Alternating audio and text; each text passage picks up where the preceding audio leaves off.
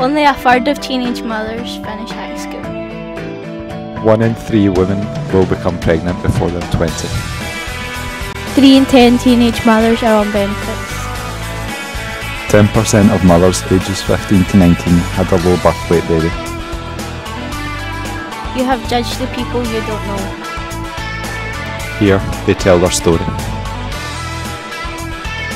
We are young, not dumb. Yeah, members of the public, I feel as if they look up to their noses when they see a young mum pushing a baby. I feel as if they think they should be living their life, no ruining it, as they call it, having weans at such a young age.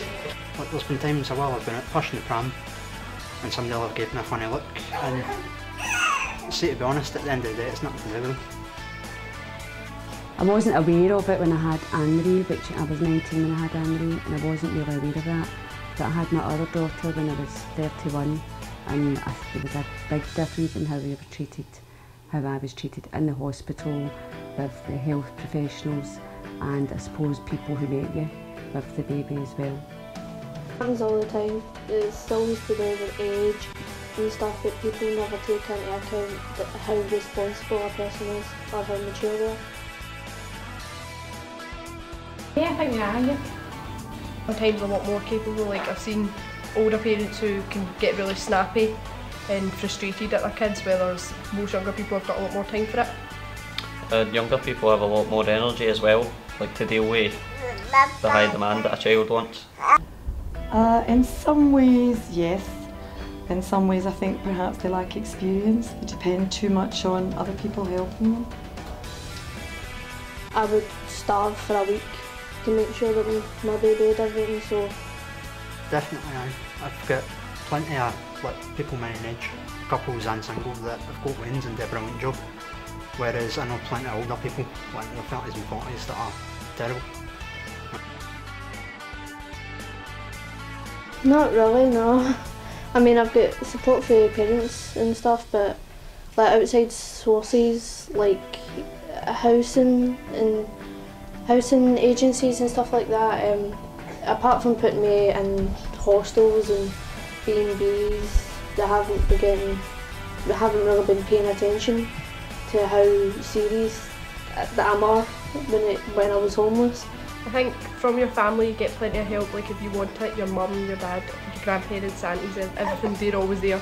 If you need them, it comes down to a matter of if you do need them or not. From my point of view, there's like a lot of help from the government as well, money wise, and like if you're not employed you get your rent paid and stuff for you. When I had Anne-Marie, there was a lot of visits from the midwife initially when you had the baby, and the health visitor came frequently. I think they came a lot more back then, which Anne-Marie's now 27, and I think they came out a lot more back then than they do now. If I want to go back to work, then obviously I can go back to work.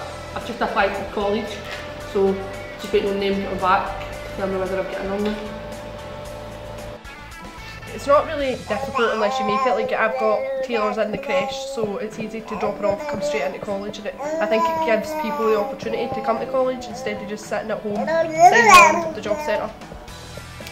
I went back to college when I was in my 30s to get further education, and I would have probably stayed at college for another couple of years to get a social work degree, but because I had kids at home I decided to leave after a year and go back working.